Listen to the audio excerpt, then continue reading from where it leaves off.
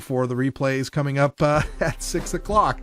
Nothing like coming home to some digital gremlins. But the good news is today, my good friend Sharon Raver, the executive director of Peachtree Normal, will be flying in later this evening.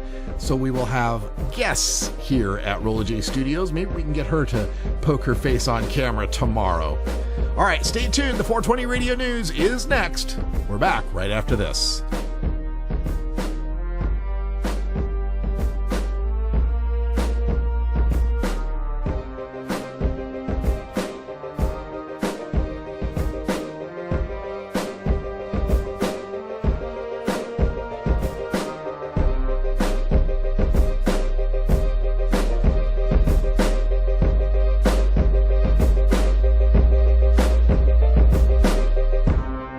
You're tuned into the Russ Belville Show, the voice of the marijuana nation.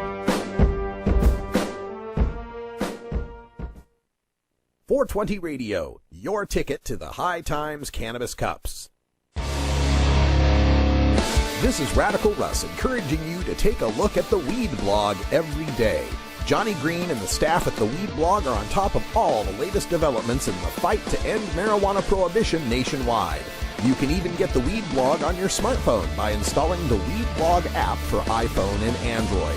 If it's about weed, it's on the Weed Blog, including my original writing. So don't delay. Read the Weed Blog today. Fun.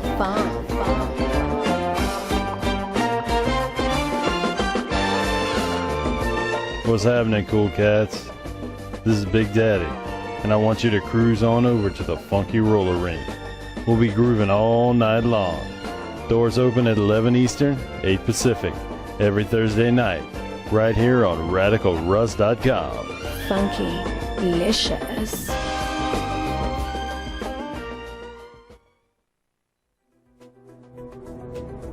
Oregon has joined Washington and Colorado in legalizing marijuana. We're Portland NORML, the national organization for the reform of marijuana laws chapter in Portland, Oregon. Join us as we celebrate the launch of an exciting new era in marijuana freedom in Oregon. Our job has just begun. Powerful interests want to white out the most important portions of Oregon's legalization law. By joining Portland NORML, you add your voice to the thousands who voted for Measure 91 and want it to be implemented as written. The people have spoken. Now it is time for the legislature to obey the will of the people. Find out more about Portland NORML at portlandnormal.org. Attend our monthly membership meetings on the fourth Saturday of the month. See our website for more details. Portland NORML, ensuring responsible adult marijuana consumers are afforded the same rights, privileges, and responsibilities as beer drinkers.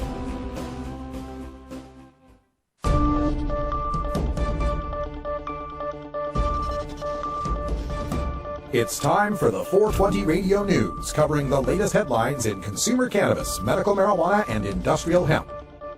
Transcripts of 420 Radio News are available daily on our website at 420radio.org. Now, here's Russ Belville with your marijuana headlines in 4 minutes and 20 seconds. This is your 420 Radio News for Wednesday, February 18th, 2015. 3 congressional lawmakers from California are accusing the U.S. Department of Justice of overreach in an ongoing crackdown against Harborside Health Center, widely considered to be the largest and one of the most well-respected medical marijuana dispensaries in the nation. Quote, "We believe DOJ has overstepped its bounds in the Harborside case," Representatives Dana Rohrabacher, Sam Farr, and Barbara Lee wrote in a letter last week about U.S. Attorney Melinda Haig's effort to shut down the Oakland, California-based Harborside. Continuing, quote, "We believe DOJ is not acting within the spirit or the letter of the law, nor in the best interests of the people who depend on Harborside for reliable, safe medical marijuana," end quote. The letter notes that public acceptance of medical marijuana has grown nationally, even as federal policy on the substance stagnates. To highlight this support, Rohrabacher posed with Harborside's co-founder and executive director, Steve D'Angelo, at his dispensary. Drafters of this year's proposal to legalize marijuana in Ohio said Tuesday they've added language to allow adults over 21 to get a license to grow at home. They also cut the suggested tax on retail sales from 15% to 5%. Until Tuesday, the proposed constitutional amendment from Responsible Ohio said nothing about people growing at home. Lydia Bolander, the group's spokeswoman, said, quote, We had a lot of input from experts and concerned citizens, not just here in Ohio, but nationwide, Bolander said. And the more we thought about it, staying silent on the home grow issue was only going to create more confusion, end quote. Responsible Ohio needs to collect at least 306,000 signatures to place the proposed amendment on the November ballot. The amendment would provide for 10 privately owned grow sites, 3 of which would be in Greater Cincinnati. But potential supporters argued that leaving out home growers could hurt the proposal. Vermont could become the first state in history to legalize recreational marijuana via state legislature with a new bill submitted Tuesday that aims to end prohibition of the plant. Senate Bill 95 would legalize the possession, use, and sale of recreational marijuana in the state for those 21 and older. Adult residents could possess up to an ounce of marijuana and grow up to 9 plants, 2 mature, 7 immature, for personal use, including any additional marijuana produced by those plants. Personal cultivation would be limited to secure indoor facilities. Non-residents could also enjoy the new laws, legally purchasing up to a quarter ounce of marijuana from a licensed retail shop. The bill also proposes an excise tax of $40 per ounce of marijuana flower, $15 per ounce of any other marijuana product, and $25 tax on each immature cannabis plant sold by a cultivator. Several veterans showed up Tuesday at the Washington State Capitol to testify in favor of Senate Bill 5379, which would add PTSD to the list of terminal or debilitating conditions that qualify patients for medical marijuana use. Senator Steve Hobbs said that adding PTSD to the list of eligible diagnoses would help veterans who continue to suffer from wartime injuries and psychological stress. Hobbs, who is a prime sponsor of the legislation, served in Kosovo and Iraq and is a member of the Army National Guard. Active duty service members and reservists are banned from using marijuana under federal rules, even if it is to treat a medical condition. Veterans who have left the service, however, are not subject to the same rules, and several veterans told lawmakers Tuesday that using cannabis won't affect federal disability benefits that they receive. A group of activists gathered in New Jersey's largest city Wednesday to announce a new coalition that will advocate for the legalization, taxation, and regulation of marijuana. A string of speakers today officially launched New Jersey United for Marijuana Reform during a press conference in Newark. The coalition, which is made up of members of the ACLU New Jersey, the NAACP State Conference of New Jersey, and Law Enforcement Against Prohibition, argued that legalizing the drug would increase revenue to the state, lighten enforcement burdens on police departments and prosecutors, and streamline usage. The group cited statistics claiming that New Jersey police officers make about 21,000 marijuana-related arrests each year, and argued that the time spent processing these arrests could be focused on other, more serious crimes. Governor Christie has said that he will not support the legalization of recreational marijuana, arguing that it gives the wrong message to the state's children. This has been your 420 Radio News for Wednesday, February 18th, 2015. I'm Russ Belville.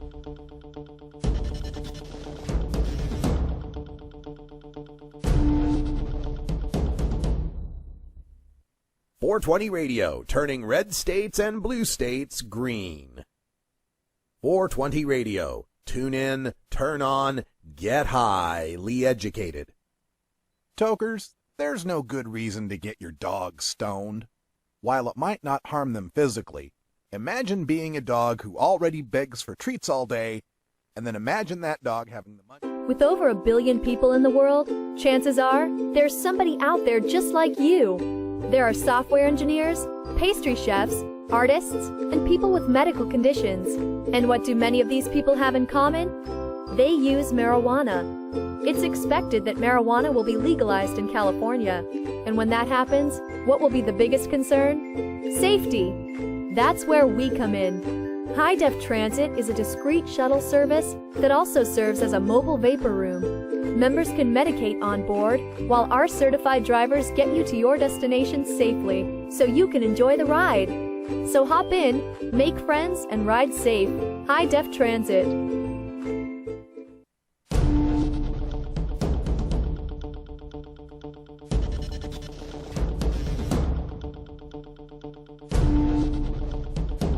Welcome back, everyone. 13 and a half after the hour, and today we're just going to bring you some great highlights from the International Cannabis Business Conference. I'd like to turn you over to the video camera, where we're going to feature the media panel that Doug Fine was a part of. Resolution. We can talk about it one waste panel time right now, but I can show you the studies from all over Europe and Canada. It's a non-issue. So we're putting out local fires, trying to have good communication. Big picture, cannabis is returning to humanity, and that is the best news as a father, that and as a journalist that I can catch up on a long time. And as people, it's an honor to be on this panel. Seriously, everybody here has had an influence on me and my work. David Downs is the really top Okay, I'm gonna jump there. Ricardo Bach, tell me about talking to editors at the Denver Post, which, again, I'm sure it's just their editorial board, said no to Amendment 64 versus, other members of the leadership over there. Tell me about how that conversation went at the beginning and how it sort of evolved in terms of the direction you've gotten over the last year. It was a bold decision on the part of the Post editors to want to do this, but they were more serious about it than anybody, and we knew that this was coming for at least 6 or 9 months in 2013, that there was a marijuana vertical, a marijuana project, and they were they were extremely committed to it going into it, and now that we're 14 months into launch and going into second year of sales and everything else, they couldn't be more committed to it, and they're upping our resources that we have at our availability for multimedia and for freelance. And so it's a big deal. And the point they make is that if Greg Moore, the editor of the Post, was running the Post, at the end of the alcohol prohibition, he would like to think that he would have done something similar to cover this newly legal thing that was happening in the community around us, because that's what we're supposed to be doing. So to his credit, these job positions, this freelance budget exists. The Denver Post is the most mainstream publication to bear hug cannabis, ostensibly, with its own section. The New York Times doesn't have a section, the Chronicle doesn't have a section, the LA Times doesn't have a section, these legacy brands don't. Where has been the friction within the organization about touching this federally illegal Schedule I narcotic? Has it been, can you reimburse people for weed they have to review? Can you bring it into the office for reviews? Tell me about some of the friction there this last year. Yeah, there's been some weirdness. There are the laws about advertising marijuana in Colorado are very specific, so our advertising department has had to walk around that. What are they? Specifically, I'm not quite sure, because there is that separation of church and state editorial and advertising, and we really have nothing to do with it, so I've not had to look up into that. I know there was the High Times and Westward lawsuit where they were looking into that and being able to advertise more freely, but... Yeah, that was about putting it behind the counter like porn, and they lost. Yeah. You can sell cannabis ads on the front of the counter, like cars or guns. Yeah, and we've had, I think on Thanksgiving or Black Friday, we had the entire front of the Denver Post website and a front page print ad from a local dispensary group. So that's certainly happening, and the advertising people are embracing it. They have to if they're going to develop this or devote these kind of resources to it. But I will say, our freelancers, we don't reimburse them for the marijuana, but we make sure that we pay them enough that it's ultimately paid for. We can bring products into the newsroom, and as many times as I've asked if we can ingest it inside the newsroom, especially because we're getting ready to launch this weekly TV show called The Cannabis Show and whatnot, I keep getting pushback on that. So I'll just keep asking, and maybe one day you'll be seeing David as a guest on The Cannabis Show, and maybe we are able to light one up or vape inside the newsroom, but right now that's not looking very likely. Ricardo, since you have one of the more mainstream publications, you must get inundated every day by people who want you to write about their strain or their vape pen or their bong bowl topper holder. Or, it seems like there's 1,000,001 products shipping. Can you talk to these people about what cuts through the clutter? What are big red flags? What are frequently asked questions you're tired of answering from brands? How many white label vape pens are there out there? That's what I'm amazed with. I primarily am thankful to be able to employ experts in the field, because I don't smoke pot. I primarily vaporize and eat it. And so without having that experience of actual, the combustion, I've hired 2 amazing pot critics who handle all those decisions for us, and I put all of my trust in them, and they totally kill it. But I am tired of the products that are like the world's first marijuana Black Friday sale or whatever it might be, especially because in just most situations they're lying about it because a medical shop in California was doing it before the recreational shop in Colorado or whatever it might be. I think year one was full of lots of interesting / not interesting stories. You have, the first vending machine selling recreational weed in Colorado, which opened right before 420 last year outside of Belville. It's a fun news note, and it's kind of a marker in time, and then you're able to move past it and hopefully find something more substantial. And it's not like my blog is all deep think pieces, because it's certainly not, and I've enjoyed writing some of those, but I think it's equally important to focus some of these brief news notes and writes and videos that are out there that just kind of tell a fuller story of what's happening right now in the marijuana space. I got no fear. It's a very That's Doug Fine. You were just listening to Ricardo Baca from The Cannabist at the Denver Post. He's the managing editor there. Doug Fine from Hempbound, and of course, our Hemp Day Hump Day. And Dave Bienenstock from Vice, being interviewed by David Downs from the San Francisco Chronicle.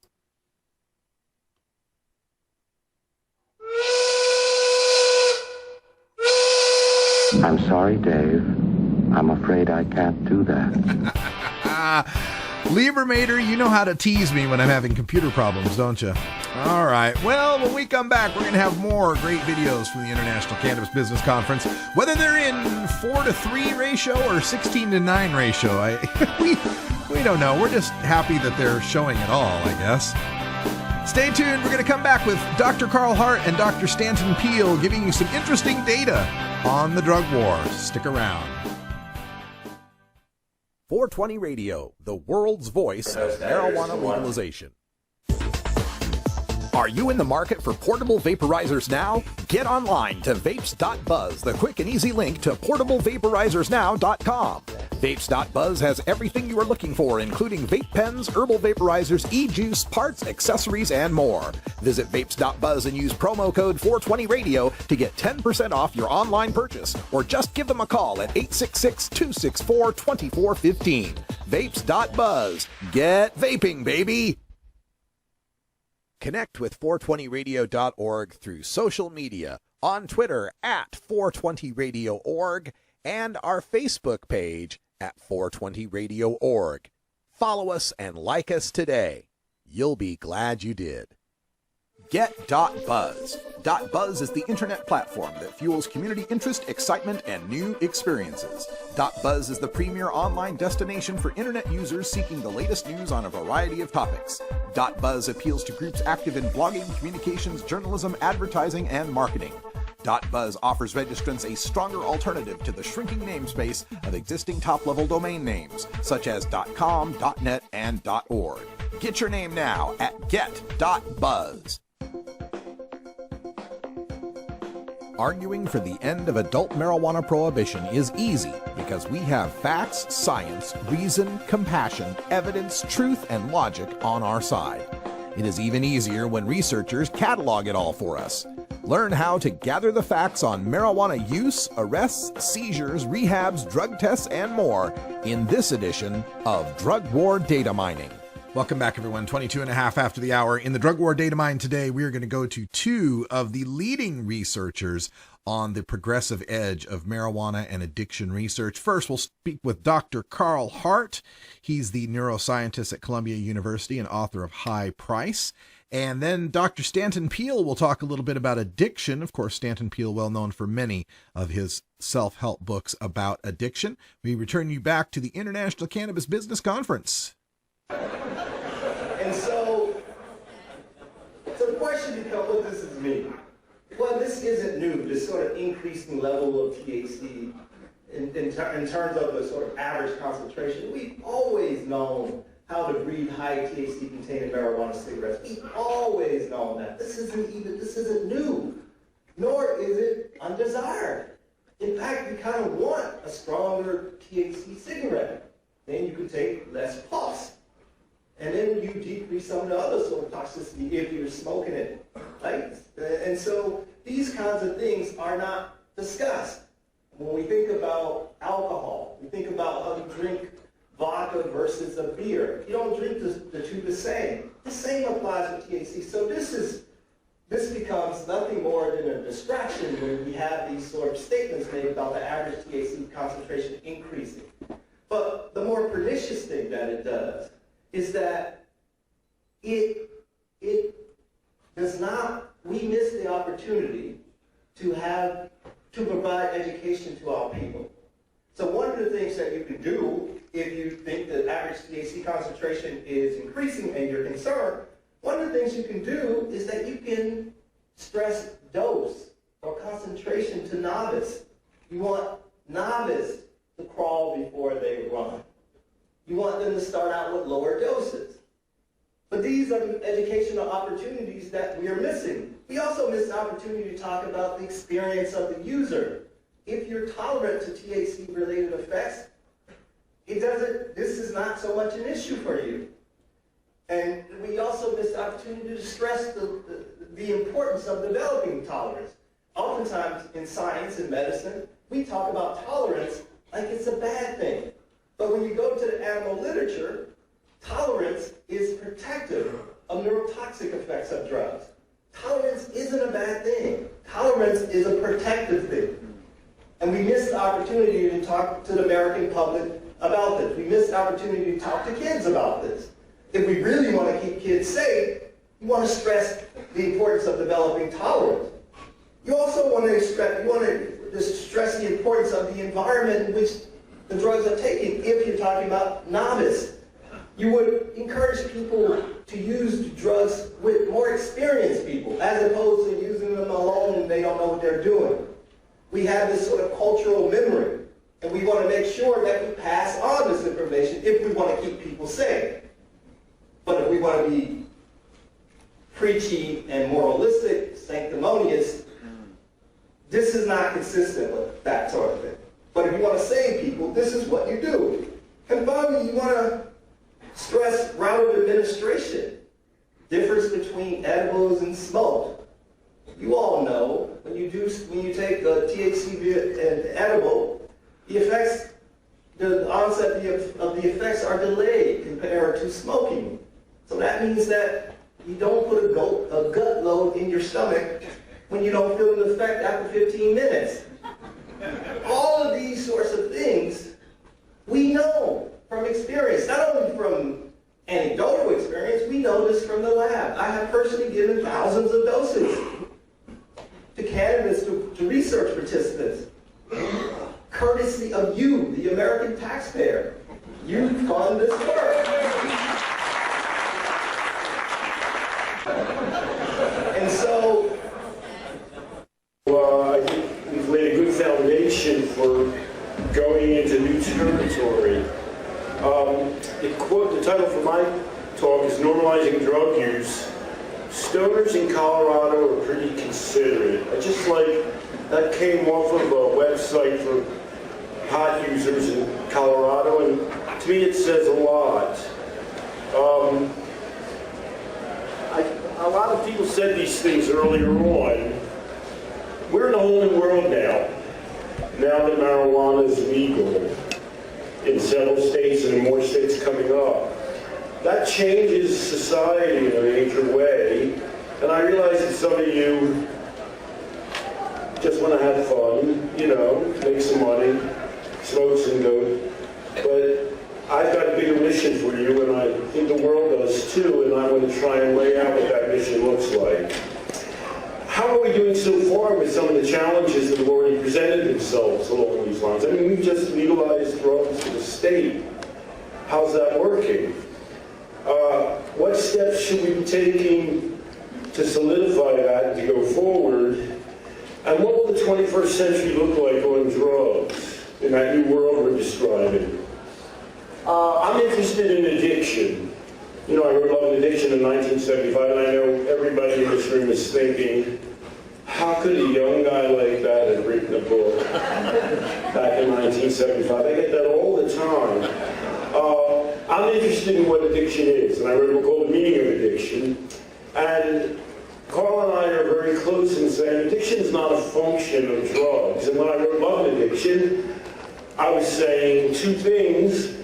A lot of people take drugs without getting addicted, and people get addicted to a lot of things that aren't drugs. So forget that connection. But I'm against addiction. I'm a clinician. I like books about defeating addiction, the most recent of which is called Recover, Stop Thinking Like an Addict, and I'll tell you what I mean by that when I say stop thinking like an addict. And I treat addiction. I developed a treatment program that was used both residentially and it's now online. But what is different for me and some other people who are against addiction is I'm not against drugs. Drugs aren't the problem. That's another quote from Carl. And drug addiction is not a disease, and that's an important concept to keep in mind. And one reason it's an important concept to keep in mind is because, hey, let me ask you a question. Has anybody asked you a question yet? What's the hardest drug addiction to quit? Sugar. Cigarettes, everybody said that. Has anybody in this room quit a smoking addiction? Raise your hand, please. My. How many of you went to a support group or to treatment and got over it due to treatment? Golly gee, how many people got over addiction? Turn around and look. Raise your hand again. Raise your hand if you've gotten over a smoking addiction, please. And how many of you went through treatment? Raise your hand. Come on, guys. Is this stunning? A large part of the people in this room have gotten over the toughest addiction, and virtually nobody used treatment.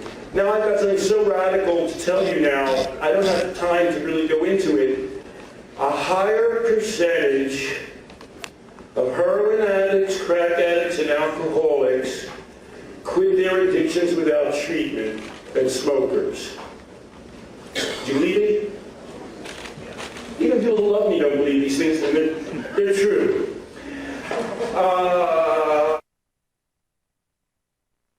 You can get 420 Radio on the go with our Shoutcast stream for all internet-enabled media players. Go to rad-r.us/420shout or just click the Shoutcast icon below the live radio feed at 420radio.org. The law offices of Omar Figueroa would like to remind you to stand up for your rights. If you are detained or arrested, treat law enforcement with respect and stand up for your rights by repeating, "I respectfully invoke all of my legal and constitutional rights. I do not consent to any search and seizure. I want to remain silent, and I want to speak with my attorney." Please contact the law offices of Omar Figueroa at 415-489-0420 or 707-829-0215 or on the web at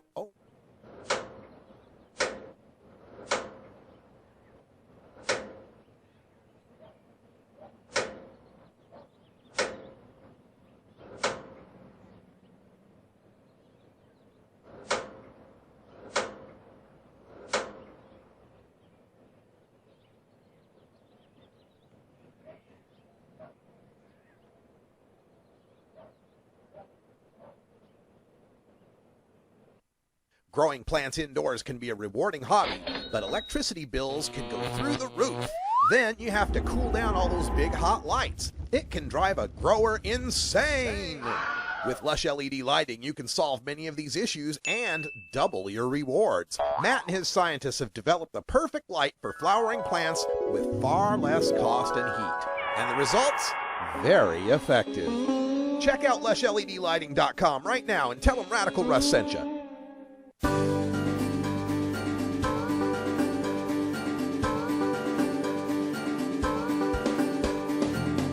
Marijuana legalization also ushers in the return of the American hemp industry. Get the latest news from the author of Hempbound and Too High to Fail, Doug Fine, in our Hemp Day Hump Day update. All right, we're going to go back to the International Cannabis Business Conference where I got a chance to sit down with Doug Fine. On Doug Fine here, but our own Hemp Day Hump Day correspondent, Doug Fine. How you doing, Doug? Hey, Russ. I could not be better. It's beautiful weather here in San Francisco, and as we were talking about off air, you it's not anything that your fans will, this is not going to surprise them, but it's just a pleasure whenever we get to talk, because it's always such a high-level conversation. You're such a skilled journalist, and your listeners ask such good questions, so it's something I'm so glad to be part of. Yeah, big shout out to the listeners out there who follow us on the live show, 3 p.m. weekdays on 420radio.org. They do get some really good chat questions in there, and the latest thing that's happening, earlier yesterday I got to meet Edgar Winters, our hemp farmer in Oregon, who's been licensed, but he's got no seed. So let's talk a little bit about getting seed to the hemp farmers. This is really, Russ, a bigger picture story of one of the most exciting times for me ever as far as a journalist, which is saying a lot. I mean, I've reported from Rwanda and the world's last mountain gorillas, and met and visited Aung San Suu Kyi, the Burmese democracy dissident, when she was under house arrest. I've had a fun career so far, and this is by the day developing, exciting. Like just sticking now, I've got so much to talk about, but just sticking to hemp in Oregon. I'm trying to help the state of Oregon get the hemp seed imported in a way that federal authorities are going to smile, based on our Section 7606 of the Federal Farm Bill of 2014 that allows hemp cultivation for research purposes, including sales and marketing research, at least as some states are interpreting it. So is it going to work? Is it going to happen? Oh, I don't know. It's really exciting. Yeah. A second issue that's developing is the issue of cannabis for different purposes growing in the same place. So in other words, cannabis with low THC versus cannabis that has THC in the mix, psychoactive versus hemp, and I don't even like using the word versus. Right now there's a fast motion education process going on in places that do have traditional psychoactive cannabis cultivation, so that they feel comfortable and relaxed about the introduction of industrial hemp. And it's really fun to watch, because not only are livelihoods at stake, but it's showing that we who have made the argument that bringing this plant above ground is going to be a positive step for humanity and for the way that we interact on a larger scale far beyond the plant, and for many people that involves lessons learned from the plant in various ways, right? We must be able to communicate in a civilized way with one another and understand that there's no problems, only solutions, as John Lennon said. So emotions can run high, but this is all resolvable, really. And here's my personal message for folks who might be living in that demographic. Too High to Fail is, and I'm sorry I'm rambling so long. No, go. Too High to Fail is about the culture of the Emerald Triangle, lovingly referred to as the redneck hippie of Mendocino County in particular, is a real culture that needs to brand itself in terms of post-prohibition survival as the way Parmesan cheese must come from that region and Champagne must come from that region. There you go. And Southern Oregon is part of that Emerald Triangle. It's the northern part. Southern Oregon is the northern part of it, and Mendocino is the southern part of it. And so it's the same culture, and so I want the psychoactive cannabis farmers that grow outdoors under God's sun and all the way that I advocate and recommend and talk about all the world to understand. These are my peeps. I care a lot about them, and they've provided important medicine over the years. And so I wouldn't do anything that I thought was a threat. And I'm involved with Edgar Winters' hemp farm, and there's no guarantees in this life, but we have the science and the good intent and the communication skills that we hope allay people's fears. And I hope we're talking in a year from now and I'm saying, see, it was no problem, versus, oh, I'm so sorry, forgive me. But really, it's all about communication, and I think we can make it work. Yeah, just to catch some listeners up, if you don't know what the controversy is we're talking about, the real basics here is that you have psychoactive cannabis and you have industrial cannabis, and the fear is that one is going to cross-pollinate the other and either make bad hemp or lousy pot.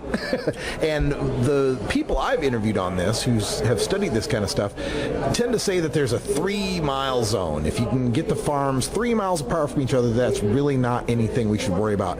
Is that some of the education that you're trying to get across to people?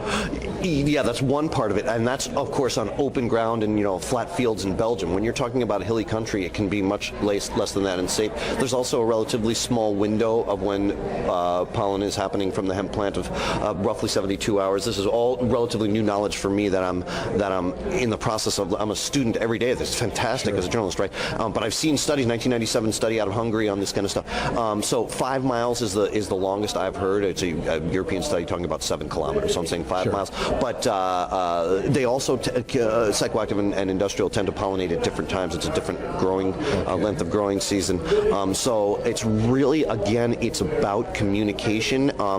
But I don't, so in the end, I don't think this is something that we're going to be worrying about it and talking about in the long term. But I'm glad it's truly an educational opportunity. It's a moment to embrace. Here's another thing: the long-term philosophy of this, beyond today's petty and nonsensical nuances around points of a percent of THC and things like that, is that not only did, in my view, I'll say the word God, whatever your view is, nature, whatever gave us the plant, and it's been useful, and humans have used it for so long that, of course, we've bred it. It's just Darwin. We've just bred it to things that we want it to do, and there's absolutely no reason that a single strain / cultivar of this plant that defies a definition of cannabis versus hemp. It might have incredible seed producing, if you want to render it for oil. It might have strong fiber, and it might have 8 or 9% THC. Mm-hmm. You see what I'm saying? There are cultivars that might be good for everything, and we can just stop arguing about it. But yeah, farmers are going to always have to be careful that their plants don't pollinate your neighbor's plants. That's called good neighboring and good farming. And I would think, this phenomenon must exist for other crops. Exactly. So we don't have to reinvent the wheel on this, do we? It's exactly right, but it's also part of the bigger discussion here about on the message of cannabis to how to fail. It seems like the Southern Emerald Triangle, maybe I'm just generalizing here, might have come to terms with this to a degree a little bit more than Southern Oregon has, which is legalization is here. Federal legalization is coming. It is the morally right thing. Legalization of this important plant and herb is as important as ending segregation was in the South in the 50s and 60s. Like, you have to do the right thing. And I'm talking to people here at this conference or in San Francisco who are coming up to you saying, "But God, I'm a farmer, really." A guy he was upset. It's like, this legalization thing, how do we stop it? It's in my living. And I'm like, dude, if you're part of the Northern California thing, be part of the branding effort. Join the Emerald Growers Association, because it's going to be a vintage high-end thing. The Marlboro equivalent is going to be there in the corner store. You have to be the fine wine in the fine shop. And it's easy for me to say. I relate to someone. He said, I've got a 1-year-old. You know what I mean? Mm-hmm. And so it matters. But to the extent that part of the what we're calling people having a little bit of initial concern, I think it's going to all go away, about hemp coming into psychoactive growing country in the hills in the south of Oregon, is people that are afraid about legalization in general. It's not so much that they're afraid of hemp. They haven't yet wrapped their minds around the fact that it's becoming a legal industry, and you can either try and keep being a moonshiner or you can try and become a microbrew, but it's coming, and it's time. That's a really good way to put it. It's time to transition from being a moonshiner to a microbrewer. That's a great way to put it, because there's been a false profit that's been built upon prohibition, that it increases the price of the product beyond what any farmer would get for any crop, and there is going to have to be this adjustment period. The other adjustment I see happening with respect to hemp is, it's all well and good that we plant a whole bunch of acres of hemp, but it's got to be processed. There's got to be those intermediate industries, the decortication facilities, and so on. How is that developing in Oregon and other states? Well, I'll tell you what it's something I think about every day, and so I'll tell you what my dream situation would be, and I'm dead serious about this. I should say I'm gigglingly serious about this, but. So the main concept in Hempbound is this concept of tri-cropping, of putting processing facilities in communities so that they can have ownership of the value-added process. Hemp's profitable on the ground, as we've discussed on past Hemp Day Hump Days, but once you're doing value-added, you're adding 100 times or 1,000 times to that value and developing real education in the community, real economy in the community, and keeping people care. The law of the commons is returned. People care about their communities and their soil and stuff, because that's where the economy is coming from. So that's the goal, right? right? So for Oregon, what I want to be is the hemp czar. I basically want, and the problem is, unlike the psychoactive legalization, which has come under the tutelage of the Liquor Control Board, and they have funding because people pay liquor taxes, the hemp side is the Department of Agriculture, which doesn't have any money. So I don't know where the pot of money would come from for a salary, but and the main part of it is a lot of travel, is getting the seed, and I'm already doing this, but I'm not being paid. Get the seeds to the farmers in the program. Then the next thing is bring in as much knowledge as you can, and I have it from around the world and people that I know, and some knowledge that I've gained myself, but from lots of people, to help farmers, everything. Like there's a science to how you're planting, and that's mistakes that were made in other states early on that we can avoid here and have a great first season. And we can talk a little bit more about that. But during the season, as that's going on, I want to be working hard to be getting the harvesting equipment in to the communities, and that's going to be involving importing from overseas in a lot of cases when you're talking about fiber and biomass gasification for the energy. Those are the three legs of the hemp-bound tri-cropping: is seed and flower on one hand, fiber and herd in the middle, and energy on the other side. It's the three legs of tri-cropping. So I want to get these facilities in, and I don't know what the grant funding sources are out there or miracles, but it's a couple $1 million to get some harvesting facilities in for the entire Oregon harvest from year one, and that's something that I really want to be part of, and as hemp czar, and I've always aspired to be a hereditary monarch. Well, and if you've got to be a hereditary monarch, why not choose Russian, right? They do it they got a certain panache, right? We're sitting here with Doug Fine at the International Cannabis Business Conference. You can find more about Doug at dougfine.com. He's at Organic Cowboy on Twitter. The books are Too High to Fail, Hemp Bound, and other books that don't have anything to do with marijuana. Also, I just announced yesterday the pre-order for a new project, the hemp-printed first legal harvest at dougfine.com. You'll see the link right at the top. It's a pre-order now because we're putting in hemp from last year's U.S. hemp harvest into the mix, and you can have a piece of history. That's awesome. Doug, thank you again for everything you're doing for us and joining us on Hemp Day Hump Day and being here at the conference and sticking up for hemp. Love it. Great to be with you, Russ. Thanks for all you do. All right. Peace out. Here in beautiful San Francisco, California. We're sitting here with Ethan Nadelmann, the Executive Director of the Drug Policy Alliance. Ethan, thanks for joining us. Oh, it's a pleasure to be on, Russ. Your talk was wonderful yesterday, and I noted that one of the things, and I was very pleased to hear you say this, your greatest failure, that the Prop 40, was it 40? Prop 5. That's, 47 was this year. The Prop 5 with dealing with mass incarceration, and now, just a few years later, it sounds like mass incarceration's on everyone's lips. That seems to be the buzzword these days. You must feel pretty good about this. It does feel pretty good, because I feel that Drug Policy Alliance was leading this effort around pulling back mass incarceration, basically because we had the edge. I mean, the first people that the majority of Americans agree we don't really need behind bars are the people getting picked up for drug possession. And then they start thinking about adults who sell a little drugs to other adults, and they begin to wonder, who are they hurting? So when you have 500,000 people behind bars on any one night in America for a nonviolent drug events, that was the place to pull this back. Now, seeing left-right coalitions pulling together to roll back incarceration around the country at the federal and state level, seeing money coming in from major foundations, the MacArthur Foundation, Soros giving $50 million to the ACLU to work on this. There's some real momentum. The hardest thing, of course, is the stickiness. We're still dealing with a massive prison industrial complex that does not really want to let go of what it has, the jobs and the money. And not only the jobs and the money, but a way of thinking about things. A notion that if you keep using drugs, we'll give you a couple of chances to quit, but if you can't or you won't, sorry, man, we still got to lock you up. You're selling drugs, sorry, man, we got to lock you up. Changing that mindset's beginning to happen, but that's a tough one still. Another paradigm shift that I've noted as of late on Bill Maher's program this last weekend, Johan Hari was on the show, and here at the event, Stanton Peele also addressed this idea of changing the concept of what addiction is is.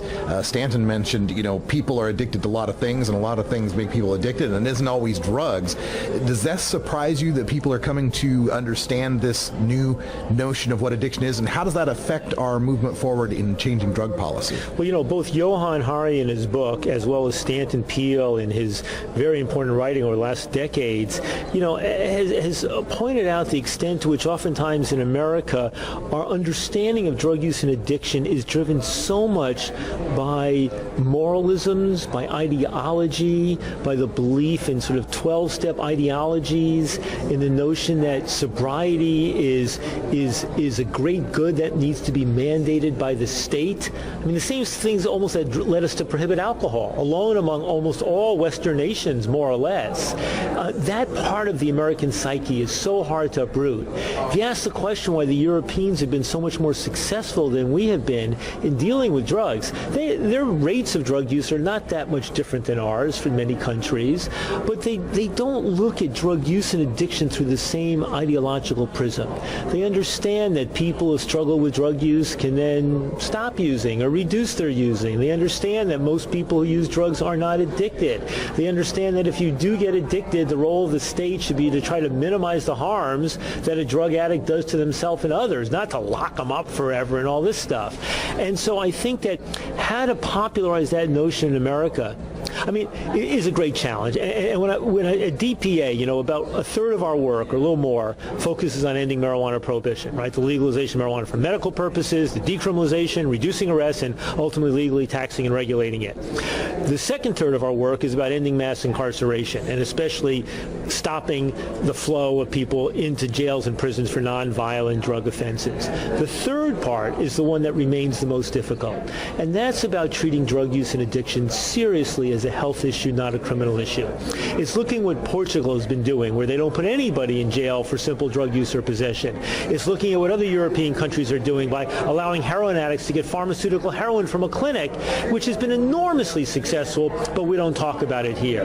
So that basic idea that you don't need to lock people up for simple drug use or possession, and that addiction is not a fatal disease or not a disease of life, but that there are other ways to think about that, that's a broader cultural shift in understanding that needs to get some serious traction fast. Absolutely. As we move forward with one of those thirds, marijuana legalization, I'm interested in how you might project the arc of legalization. I know when we passed medical marijuana here in California, it was pretty wide open. And then the next states had plant limits and condition lists. And then the next states had no home grow. And then it seemed to got more restrictive as it moved across the country.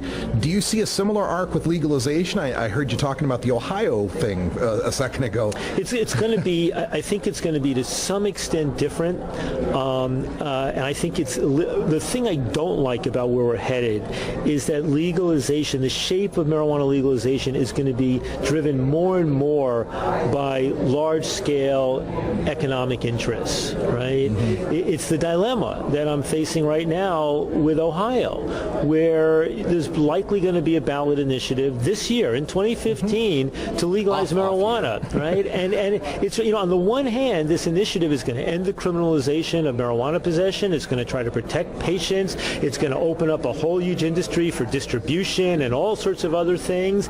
I understand there's a possibility that they may revise this initiative so it could include home grow, in fact, even in that, which would be very important. But it's being funded by 10 business interests, each of whom are putting up the money to legalize marijuana, but in return they're going to write into the state constitution that only those 10 business interests can produce wholesale marijuana, basically using the casino model. And so it just kind of, in the absence of these business interests getting together to do this, marijuana would remain illegal in Ohio for years to come. And I'm very grateful for these guys stepping up. But then writing into this constitution that they're going to have an oligopoly for in perpetuity just kind of sticks in your craw. Now, I think when you look at what happened with medical marijuana, what happened was as we had to go in the ballot initiatives, we could more or less draft what we thought was right, tempered by what the polling showed us was possible. The more you get into the legislative frame, that's where the compromises happen. So in New Jersey, we led that effort. In the last minute, they banned home grow, first state to do that. Then we go in New York, and moving forward, and the last moment, Cuomo pulls a fast one on us, and they ban whole plant marijuana.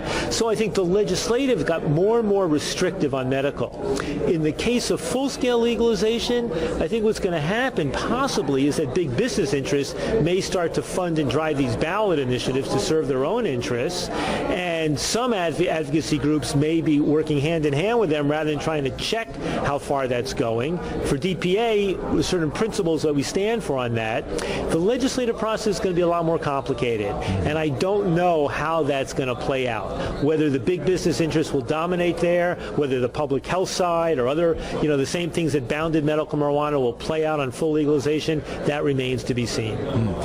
The list of states that are projected for 2015, 2016, California, Arizona, Nevada, Massachusetts, Maine, Vermont, Rhode Island, these type of states are also states that were in the vanguard of passing medical marijuana.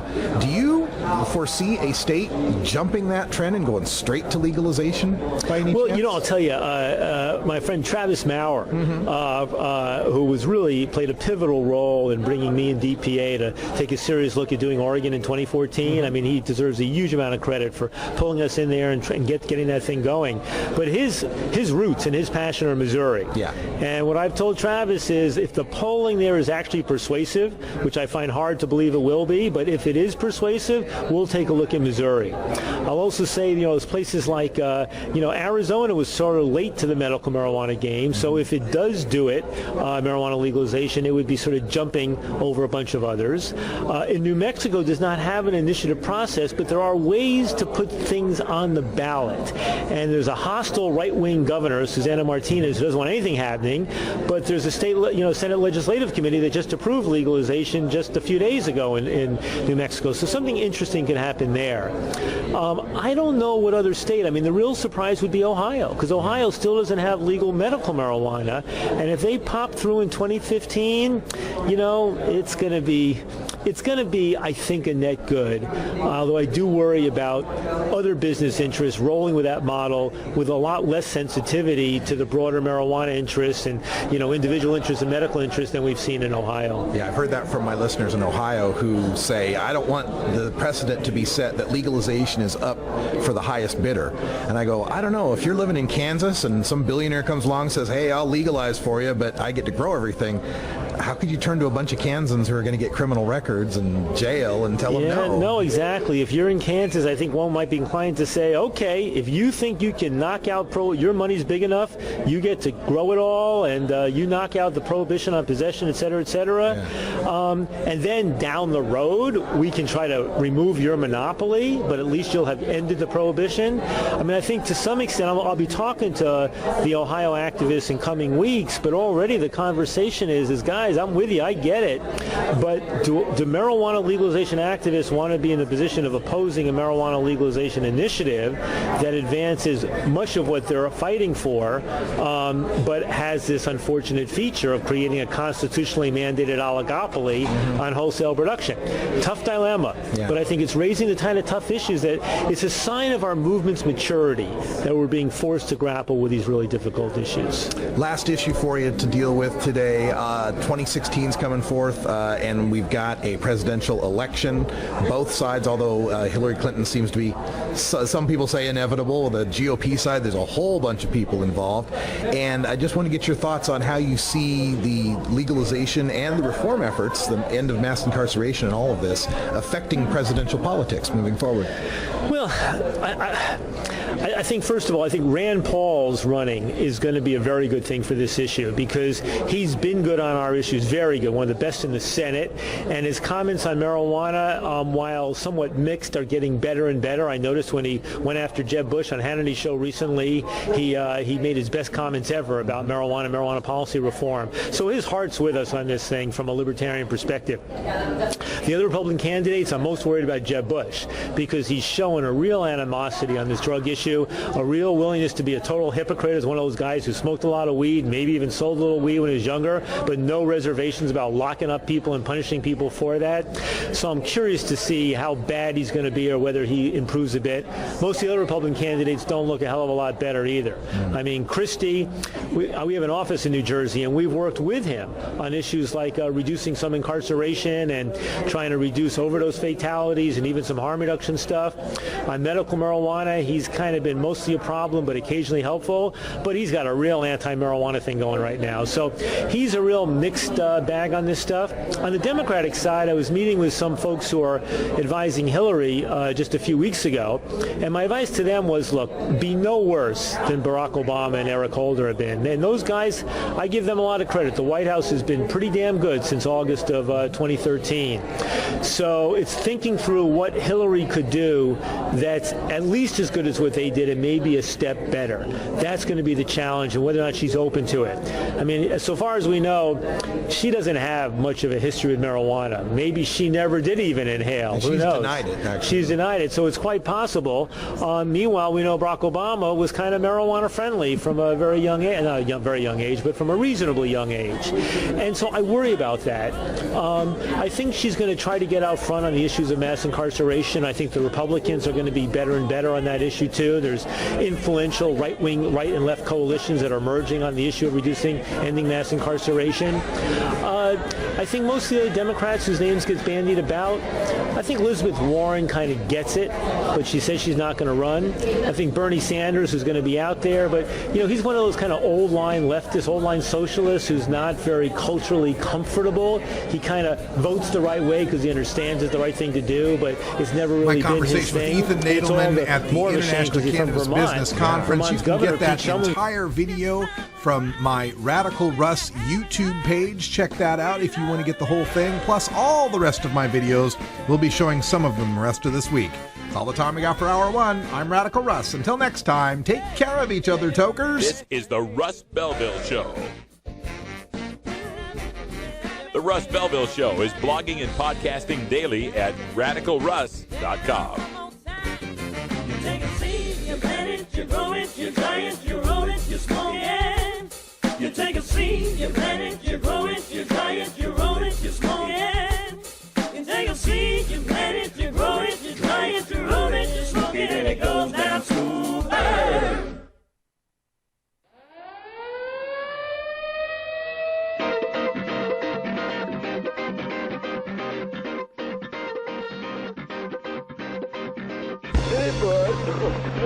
Now it's time for Toker Talk Radio, the voice of the marijuana nation. What are you people?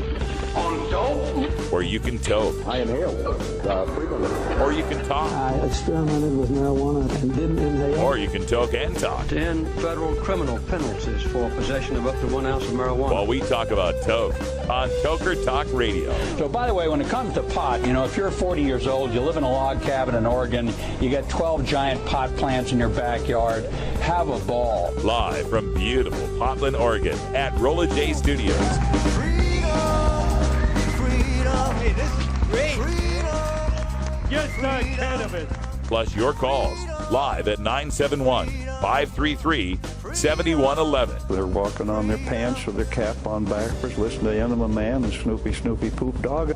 What's to keep somebody from getting all potted up on weed and then getting behind the wheel? Gateway theory doesn't work. It's a reality. Holland, is it real? Don't tease me. We're locking up people that take a couple of puffs of marijuana, and the next thing you know, they got 10 years.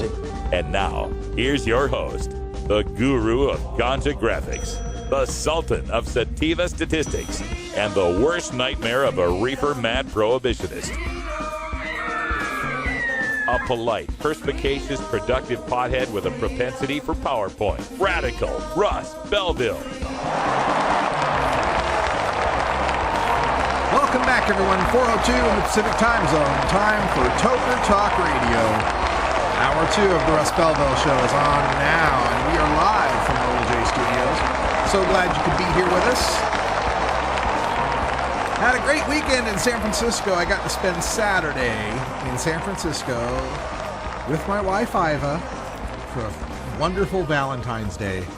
Had in-room massages, sourdough bread bowls of chowder. It's all very, very good. So that and the International Cannabis Business Conference, Sunday and Monday. And keep in mind, we got another conference coming up. March 15th and 16th is the Oregon Medical Marijuana Business Conference. That'll be taking place, I think it's in Ashland. I think it's in Southern Oregon. So we will be attending that conference as well. Another thing I learned from this conference is that there is a new political website, marijuanapolitics.com. You can find them at MJ Politico on Twitter. And I'm apparently going to be a big part of this. I didn't know it until I got there. I showed up at the event, and there was this big booth for marijuanapolitics.com. Nice young lady there running the booth, and they had their website up, big screen website, and there's my article. Your brain on marijuana is just fine. I'm like, that's interesting. My article's on this site. No, don't worry. There's no shenanigans going on. It's just the blog for the International Cannabis Business Conference is evolving into a new website, marijuanapolitics.com, and it looks like I'll be a big part of that. So really excited to have another platform for my writing and my show. We'll tell you more about it when I know more details. Also got contacts all over the place from people that are interested in continuing work with the Russ Belville Show and 420 Radio. So if you are an advertiser out there looking to get in on the ground floor and to lock in a long-term deal while the prices are cheap, this would be the time to do it. Things are about to blow up here. I'm really, really excited. So get those advertising requests in. You can go to 420radio.org